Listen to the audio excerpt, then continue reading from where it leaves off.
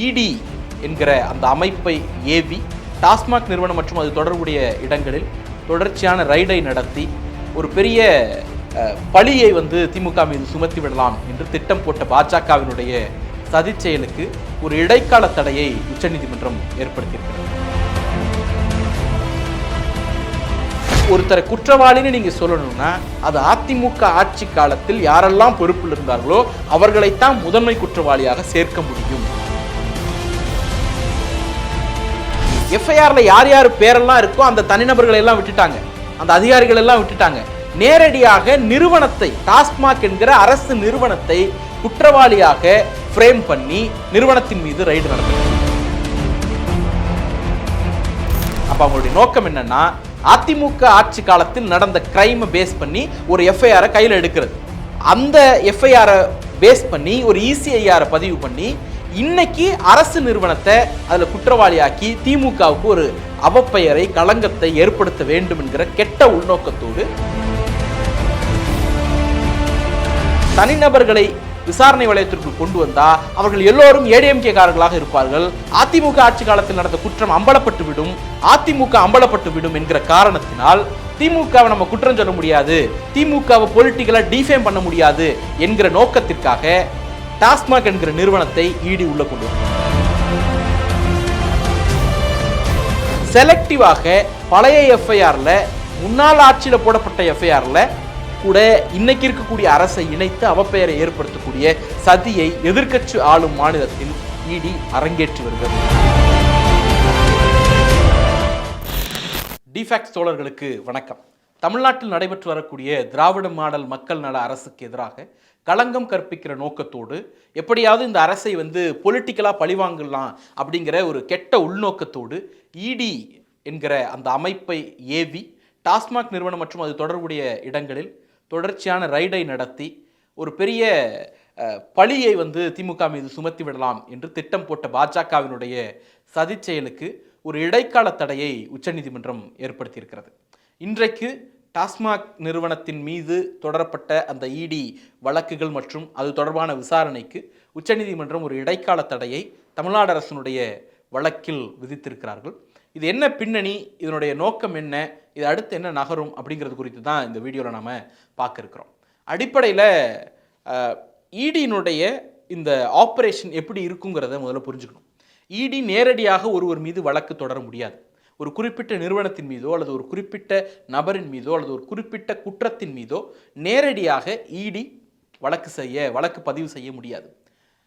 CBI, ID, அதே போல் மாநில காவல்துறை, அப்புறம் வனத்துறை சார்பாக பதிவு செய்யப்பட்ட வழக்குகள் அல்லது மாநில அளவில் இருக்கக்கூடிய லஞ்ச ஒழிப்புத்துறை அவர்கள் பதிவு செய்த வழக்கு, இந்த மாதிரி ஏதேனும் ஒரு எஃப்ஐஆரை பேஸ் பண்ணி அந்த எஃப்ஐஆரில் சொல்லப்பட்ட குற்றத்தில் மணி லாண்டரிங் நடந்திருக்கு, அதாவது கருப்பு பணத்தை வெள்ளை பணமாக மாற்றுவதற்கு அல்லது சட்டவிரோத பண பரிமாற்றம் நடந்திருக்கு அப்படின்னு கருதினால் மட்டும்தான் ஒரு எஃப்ஐஆர், அதாவது இசிஐஆரை பதிவு செய்ய முடியும். ஸோ ஒரு இசிஐஆர் பதிவு செய்யணும் அப்படின்னா அதுக்கு பிரைமரியாக ஒரு எஃப்ஐஆரை ஏதோ ஒரு மாநில அரசோ அல்லது மாநில காவல்துறையோ அல்லது வேறு விசாரணை அமைப்புகளோ பதிவு செய்திருக்கணும். அப்போது இன்னைக்கு டாஸ்மாக் நிறுவனத்திற்கு எதிராக இடி நடத்தக்கூடிய இந்த அரசியல் ரீதியிலான சோதனைகள் ஏதோ ஒரு எஃப்ஐஆரை பேஸ் பண்ணி தான் இருக்கணும். அப்போ இந்த சோதனை நடந்த காலத்திலிருந்து தமிழ்நாடு அரசு, டாஸ்மாக் நிறுவனம், திராவிட முன்னேற்றக் கழகம் தொடர்ச்சியாக கேட்பது ஒன்றே ஒன்று தான். எந்த எஃப்ஐஆர் அடிப்படையில் இந்த சோதனையை நீங்கள் நடத்துகிறீர்கள், எந்த எஃப்ஐஆர் அடிப்படையில் நீங்கள் இந்த இசிஐஆரை பதிவு செஞ்சீங்க அப்படிங்கிற கேள்விதான். ஆனால் இடி பாஜகவினுடைய ஏவல் துறையாக செயல்படக்கூடிய அந்த என்ஃபோர்ஸ்மெண்ட் டைரக்டரி அந்த எஃப்ஐஆரினுடைய தகவல்களை வெளியிட தொடர்ச்சியாக மறுத்து வந்தது. நீதிமன்றத்தில் இந்த வழக்குக்கு தடையாணை கேட்டபோது உயர்நீதிமன்றத்தில் அங்கே தான் இந்த வழக்கினுடைய விவரங்களை அவர்கள் தாக்கல் செய்தார்கள். கிட்டத்தட்ட 41 எஃப்ஐஆர் அடிப்படையில் தான் நாங்கள் இந்த வழக்கை பதிவு செய்தோம் அப்படின்னு சொன்னாங்க. இப்போ இந்த 41 எஃப்ஐஆர் என்ன? இந்த 41 எஃப்ஐஆரில் பெரும்பான்மையான எஃப்ஐஆர்கள், கிட்டத்தட்ட 34க்கும் மேற்பட்ட எஃப்ஐஆர் அதிமுக ஆட்சி காலத்தில் போடப்பட்ட எஃப்ஐஆர்கள். அதிலும் குறிப்பாக மொத்த 41 எஃப்ஐஆருமே 2014 2021 வரைக்குமான காலகட்டத்தில் பதிவு செய்யப்பட்ட எஃப்ஐஆர்கள்.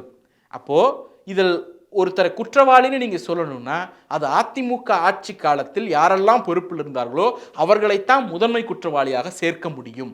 ஆனால் இந்த எஃப்ஐஆரை பேஸ் பண்ணி எஃப்ஐஆரில் யார் யார் பேரெல்லாம் இருக்கோ அந்த தனிநபர்களை எல்லாம் விட்டுட்டாங்க, அந்த அதிகாரிகள் எல்லாம் விட்டுட்டாங்க. நேரடியாக நிறுவனத்தை, டாஸ்மாக் என்கிற அரசு நிறுவனத்தை குற்றவாளியாக ஃப்ரேம் பண்ணி நிறுவனத்தின் மீது ரைடு நடத்துறது. அப்போ அவங்களுடைய நோக்கம் என்னன்னா, அதிமுக ஆட்சி காலத்தில் நடந்த கிரைமை பேஸ் பண்ணி ஒரு எஃப்ஐஆரை கையில் எடுக்கிறது. அந்த எஃப்ஐஆரை பேஸ் பண்ணி ஒரு இசிஐஆரை பதிவு பண்ணி இன்னைக்கு அரசு நிறுவனத்தை அதில் குற்றவாளியாக்கி திமுகவுக்கு ஒரு அவப்பெயரை, களங்கத்தை ஏற்படுத்த வேண்டும் என்கிற கெட்ட உள்நோக்கத்தோடு அவர்கள் செயல்பட்டார்கள். இப்போ நம்முடைய கேள்வி எங்கிருந்து வருது அப்படின்னா, இன்னைக்கு அதே கேள்வி உச்சநீதிமன்றமும் எழுப்பியிருக்கிறது. நம்பர் 1, 41 எஃப்ஐஆர்லையும் அந்த குற்றத்தில் ஈடுபட்ட தனிநபர்களைத்தானே நீங்கள் விசாரணை வரம்பிற்குள்ளேயோ அல்லது உங்களுடைய இசிஐஆருக்குள்ளேயோ கொண்டு வர முடியும். எதன் அடிப்படையில் ஒரு நிறுவனத்தை நீங்கள் குற்றவாளியாக்கினீர்கள் அப்படின்னு ஒரு கேள்வி எழுப்பியிருக்கிறார்கள். அதற்கு எளிமையான பதில் என்னன்னா, ஒருவேளை அந்த 41 எஃப்ஐஆர்லையும் சம்பந்தப்பட்ட தனிநபர்களை விசாரணை வளையத்திற்குள் கொண்டு வந்தா அவர்கள் எல்லோரும் ஏடிஎம்கே காரர்களாக இருப்பார்கள். அதிமுக ஆட்சி காலத்தில் நடந்த குற்றம் அம்பலப்பட்டு விடும், அதிமுக அம்பலப்பட்டு விடும் என்கிற காரணத்தினால் திமுகவை நம்ம குற்றம் சொல்ல முடியாது, திமுகவை பொலிட்டிக்கலாக டிஃபேம் பண்ண முடியாது என்கிற நோக்கத்திற்காக டாஸ்மாக் என்கிற நிறுவனத்தை இடி உள்ள கொண்டு வரும். ஸோ இதை உச்சநீதிமன்றம் இன்றைக்கு முறியடித்திருக்கிறது. அதற்கு ஒரு இடைக்கால தடையை விதித்திருக்கிறது. 1. 2வது, ஏற்கனவே மாநில அரசாங்கத்தினுடைய லஞ்ச ஒழிப்புத்துறை டிவிஎஸ்சி விசாரித்துக் கொண்டிருக்கக்கூடிய இந்த வழக்கில் நீங்க உள்ள புகுந்து அரசு நிறுவனத்தை இணைப்பது என்பது ஃபெடரல் ஸ்ட்ரக்சருக்கு, கூட்டாட்சி தத்துவத்திற்கு எதிரானது என்கிற அப்சர்வேஷனை இன்றைக்கு உச்சநீதிமன்றம் சொல்லியிருக்கிறார்கள். ஸோ 2 விஷயம். தனிநபர் குற்றங்களுக்கு ஒரு நிறுவனத்தை எப்படி பொறுப்பாக்குறீர்கள், அது முதல் கேள்வி. ஏன்னா தனிநபர் குற்றத்தை வெறும் தனிநபர் குற்றமாக விசாரித்தால் ஏடிஎம்கே லாக் ஆகும், ஏடிஎம்கே மீது அது போய் நிற்கும். அப்படிங்கிற காரணத்தினால் திமுகவை டிஃபேம் பண்றதுக்காக நிறுவனத்தை உள்ளே கொண்டு வருகிறார்கள். 2வது, இது ஃபெடரல் ஸ்ட்ரக்சருக்கு எதிரானது. இந்த 2 இடத்தில் திராவிட முன்னேற்ற கழகம் வைத்த ஆர்குமெண்ட் இன்றைக்கு உச்சநீதிமன்றத்தால் முதற்கட்டமாக ஏற்றுக்கொள்ளப்பட்டு இடைக்கால தடை விதிக்கப்பட்டிருக்கிறது. தமிழ்நாட்டிலேயும் மட்டுமில்லை, இந்தியா முழுக்கவே பிஜேபி இடிக்கு ஒரு புனித விம்மத்தை கட்டமைத்து கொண்டே இருக்கிறது. நம்முடைய கேள்வியெல்லாம் ரொம்ப சிம்பிள். ஒரு எஃப்ஐஆர் இருந்தால் நாங்கள் உள்ளே பூர்வோம் அப்படிங்கிறீங்கல்ல, எத்தனை அதிமுக முன்னாள் அமைச்சர்கள் மீதான எஃப்ஐஆரில் இடி உள்ள வந்திருக்கு? பிஜேபி காரர்கள் இந்தியா முழுக்க எஃப்ஐஆர் இருக்குல்ல, அந்த எஃப்ஐஆரில் எத்தனை எஃப்ஐஆரில் இடி உள்ள வந்திருக்கு? ரொம்ப வேண்டாம். இன்னைக்கு தமிழ்நாட்டில் கடந்த தேர்தலில் ரயிலில் 4 கோடி ரூபா பணம் பிடிபட்டது. நயினார் நாகேந்திரன் பிஜேபியினுடைய மாநில தலைவர் பெயர் அதில் அடிபட்டது. அந்த பிஜேபியினுடைய முக்கிய தலைவராக இருக்கக்கூடிய கேசவ விநாயகம் அந்த வழக்கில் ஆஜராகணும்னு நோட்டீஸ் வந்தபோது அதை எதிர்த்து நீதிமன்றத்துக்கு போனால் நீதிமன்றம் அப்படியெல்லாம் விலக்கு கொடுக்க முடியாது, ஆஜராகுங்கன்னு டைரக்ஷன் கொடுத்துச்சு. அந்த 4 கோடி ரூபா சட்டவிரோத பரிமாற்றம் தானே. இடி ஏன் அதுக்குள்ளே வரல? அதே போல் ராஜேந்திர பாலாஜி வழக்கு இருக்கிறது, சட்டவிரோத பரிமாற்றம் தானே. இடி ஏன் வரல? அதே போல் எத்தனை முன்னாள் அமைச்சர்கள் வழக்கை நம்ம பட்டியலிட முடியும். ரொம்பலாம் நம்ம போக வேண்டியதில்லை. மயிலாப்பூர் சிட் ஃபண்ட் ஊழல், பிஜேபியினுடைய ஒரு கேண்டிடேட், தாமரை சின்னத்தில் நின்ற ஒரு கேண்டிடேட் மயிலாப்பூரில் பல 100 கோடி ரூபாயை ஊழல் செய்தார், அப்படி சிட் ஃபண்ட் மூலமாக ஊழல் செய்தார் அப்படிங்கிற ஒரு குற்றச்சாட்டு இருக்கிறது. அவர் மீது வழக்கு நடந்து கொண்டிருக்கிறது. அந்த வழக்கில் இடி உள்ள வரணும்னு கோரிக்கை வைக்கப்பட்ட பிறகும் கூட இப்போ வரைக்கும் இடி அதில் என்ன நடவடிக்கை எடுத்திருக்கிறாங்க? இப்படி இந்தியா முழுக்க பிஜேபிக்கு சார்ந்தவர்கள், பிஜேபியோடு இருப்பவர்கள் மீது எந்த நடவடிக்கையும் இடி எடுப்பதில்லை. செலக்டிவாக பழைய எஃப்ஐஆரில், முன்னாள் ஆட்சியில் போடப்பட்ட எஃப்ஐஆரில் கூட இன்னைக்கு இருக்கக்கூடிய அரசை இணைத்து அவப்பெயரை ஏற்படுத்தக்கூடிய சதியை எதிர்க்கட்சி ஆளும் மாநிலத்தில் இடி அரங்கேற்றி வருகிறது. பாஜகவினுடைய அரசியல் முயற்சிக்கு ஒரு இடைக்கால தடையை நாம் பெற்றிருக்கிறோம். இதில் இன்னும் குறிப்பிட்டு சொல்லணும் அப்படின்னா, 2023ஆம் ஆண்டு சேலத்தில் ஒரு கொடுமையான விஷயம் நடக்கிறது. சேலத்தில் ஒரு 2 விவசாயிகளுக்கு இடி நோட்டீஸ் அனுப்புது. இந்த 2 விவசாயிகளும் ரொம்ப ஏழ்மையான ஒரு அழுக்கு வெட்டி அழுக்கு சட்டை போட்டுட்டு சாதாரணமாக தெரியக்கூடிய கம்பு ஊனி நடக்கக்கூடிய ஒரு சாதாரண ஏழை விவசாயி. அவங்களுக்கு இடி நோட்டீஸ் வந்த உடனே பதறி போய் விசாரணை பண்ணால் விஷயம் ஒன்று தான். அவருடைய நிலத்தை கேட்டு ஒரு பாஜக பிரமுகர் மிரட்டுகிறார். அவர்கள் கொடுக்க மாட்டேன்னு சொல்கிறாங்க. அப்போ இடியை ஏவக்கூடிய இடத்துக்கு அவர் நகர்கிறார். எப்படி ஏவுறாருன்னா, இடி எப்படி உள்ளே வருது? ஏதாவது ஒரு எஃப்ஐஆர் இருக்கணும்ல. அப்போ என்ன பண்ணுறாங்க, இவங்க மேலே ஏதாவது எஃப்ஐஆர் இருக்கான்னு பார்க்குறாங்க. எந்த எஃப்ஐஆர் இல்லை. ஆனால் 2012-13 அந்த காலகட்டத்தில் ஏறக்குறைய ஒரு 17 கிட்டத்தட்ட 5-6 ஆண்டுகளுக்கு முன்பு 2 காட்டெருமை அவர்களுடைய வயலில் இறந்து கிடந்திருக்கிறது.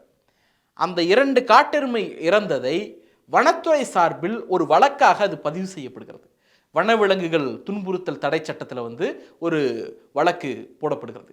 அந்த வழக்கு விசாரணை நடத்தப்பட்டு அந்த 2 காட்டெருமையினுடைய இறப்புக்கும் அந்த விவசாயிகளுக்கும் எந்த சம்பந்தமும் இல்லைன்னு வழக்கு டிஸ்போஸ் பண்ணப்படுகிறது. அதில் அவர்கள் விடுவிக்கப்படுகிறார்கள்.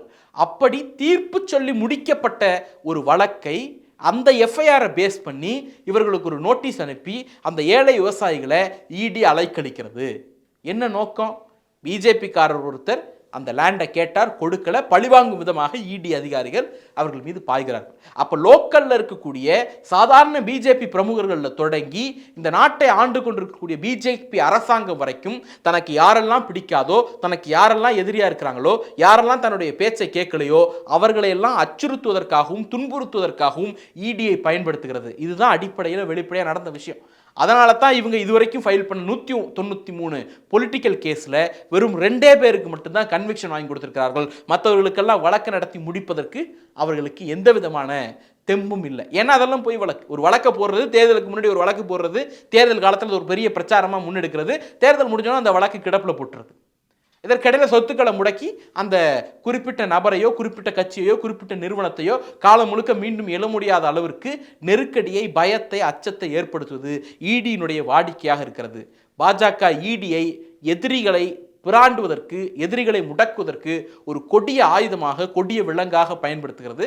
அதற்கு ஒரு இடைக்கால தடையாகத்தான் இன்றைக்கு உச்சநீதிமன்றத்தில் பெற்றிருக்கக்கூடிய நீதி அமைந்திருக்கிறது. இதில் முழுமையான நீதி கிடைக்க வேண்டும் என்பதுதான் நம்முடைய எதிர்பார்ப்பாக இருக்கிறது.